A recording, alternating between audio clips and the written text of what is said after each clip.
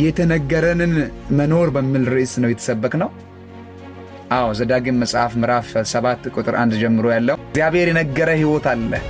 ያን ሕይወት ኖር። እግዚአብሔር የነገረ የቅድስና ሕይወት፣ እግዚአብሔር የነገረ የመለየት ሕይወት፣ እግዚአብሔር የነገረ የክብር ሕይወት ነው። የውርደት ሕይወት ላንተ አልተፈቀደልህም። እኔም እንደዛ ነው የምለው። ለእኔ አልተፈቀደልኝም። ያስ የክብር ሕይወት ተፈቅዶልኛል። የቅድስና ሕይወት፣ እግዚአብሔርን የመፍራት ሕይወት፣ እግዚአብሔርን የመከተል ሕይወት፣ እግዚአብሔርን የማከበር ሕይወት ተፈቅዶልናል። ያንን ሕይወት እንኖራለን። ወዳጆቼ ሆይ እናንተም አንድ መልእክት አለን። የተነገራችሁን ሕይወት ነው የምትኖሩት ወይስ ያልተነገራችሁን ሕይወት? ብዙ ሰው በእርግጥ የተነገረውን ነው የሚኖሩ። ማን እንደነገረው ግን ማረጋገጥ አስፈላጊ ነው።